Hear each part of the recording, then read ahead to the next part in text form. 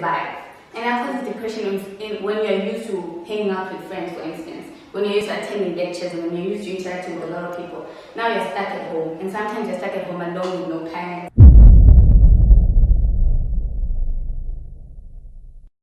Good afternoon, guys. My name is Tanatu Zimani, and with me here today is Namakau. So today we're going to be discussing about mental health. We've decided to start a series on mental health and how it's affecting youth in this COVID-19 pandemic. So firstly, I'll start by asking Noma what your definition of mental health is, or what she thinks mental health is about.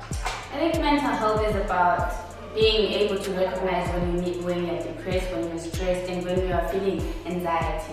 So it's basically when you are psychologically not well. Psychologically not well. Okay. I once heard someone saying that mental health is a state of physical, mental, emotional, and social well-being. It definitely means how you are able to cope up with your daily stresses. So it was just adding on to what we have said already. So let me ask you this question. How exactly do you think as youths we are being affected in this COVID-19 pandemic? How COVID-19 has affected our mental health wellness?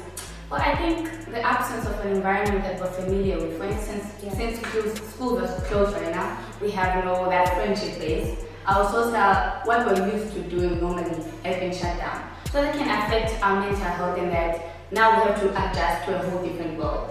Now we have to think about new means on how we can survive. And that causes depression when you're used to hanging out with friends, for instance. When you're used to attending lectures and when you're used to interacting with a lot of people. Now you're stuck at home, and sometimes you're stuck at home alone with no parents, and you're there. You really now have to face your problems. So I think overthinking also causes one to be depressed and have stress.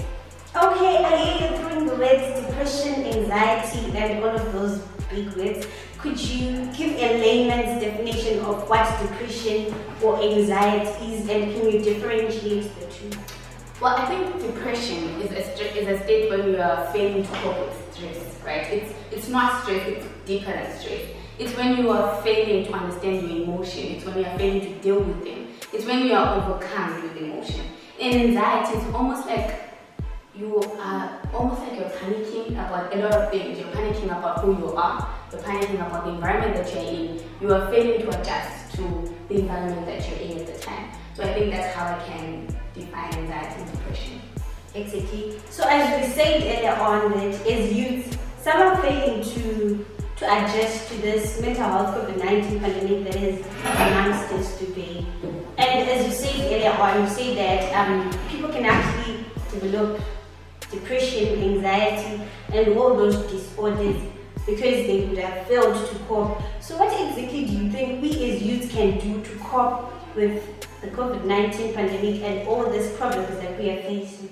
I think the signs that you should look out for is if you are a social person, like a sociable person, you start hiding away your feelings and you start not wanting to talk to anyone. I think those are the signs that you should actually say, maybe I should confront my feelings. I think what causes depression is that we don't want to confront our feelings.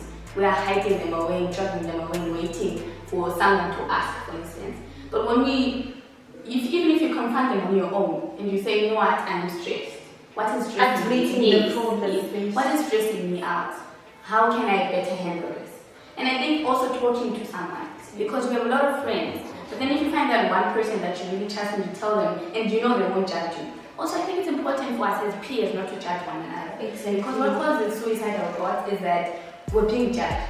Our Facebook is being judged, our Instagram is being judged. So because of that, we then think suicide is the way. So if we are not judgmental and listen, so there's a important aspect about being a friend is that you learn the listening ear. So if you don't learn the listening ear, then it means if someone decides to commit suicide, you have aided to that. So I think we should look out for those suicidal thoughts. Engage in hobbies that make you feel like you are who you are. Because COVID-19 has denied us of a lot of opportunities. Some of us like clubbing, parties, maybe going to basketball, sports for instance. So find new hobbies to keep your mind active. Exactly. I liked what you said, especially when you say that people tend to judge a lot.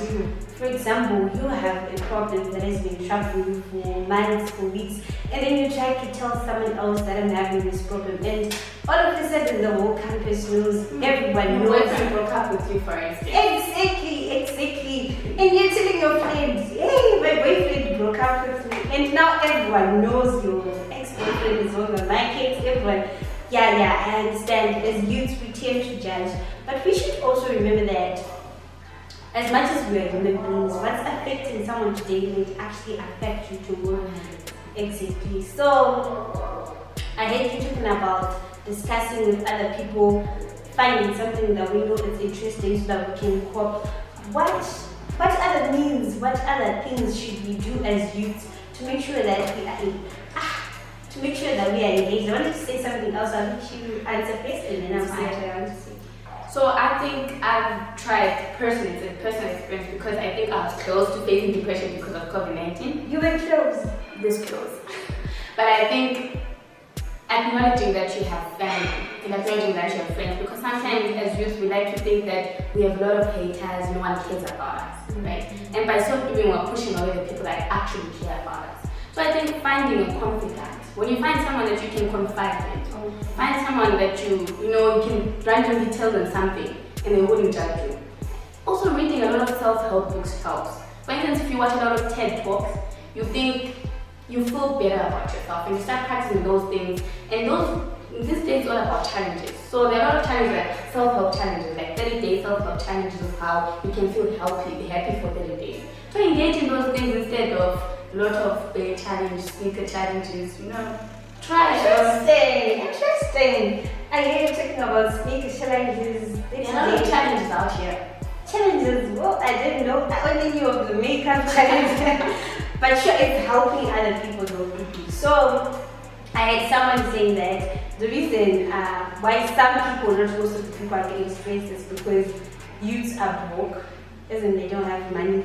So most stress is coming from not having money, being broke.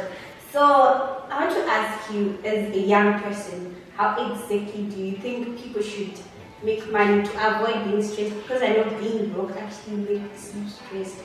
No matter how much funny it may actually sound, but when you are broke, you're stressed. So I just want to know, as youths, telling other youths, what exactly can they do to make sure they get money to avoid being stressed? So as a motivational speaker, I'd say is, do you have a problem in life? If yes, can you fix it? If no, why? So if you have a problem in life and you can fix it, for instance, you have a lot of opportunities, a lot of things that you can do online. You can start your own Facebook blog, you can start your own YouTube blog, you can sell stuff. Exactly. Find a gap in the market, and sell stuff. The problem with us youth is that we shy away from doing stuff because we think, no, this is out of my league. But you don't have a league yet because you don't have a job.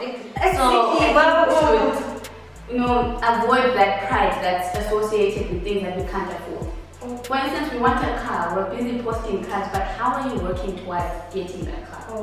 So we advise as a job opportunity, be a cleaner, get 1,000 bonds, you don't want. Be a Zoom call conductor, get 1,000 bonds, you don't want. But you're at home stressing about how So that status that we want to maintain, it then becomes stressful to us.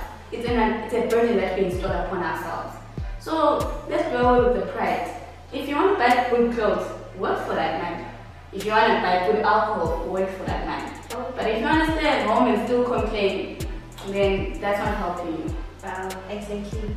Thank you. So I just want to add on, as youth, some of the things that we can do to avoid mental health challenges, we can exercise a lot. Take a jog around the park.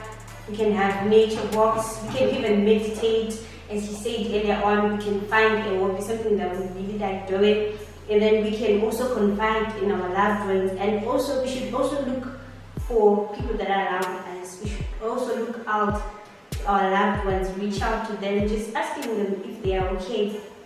So today we'll end here. We have a lot of things to discuss as time goes on. This is a very big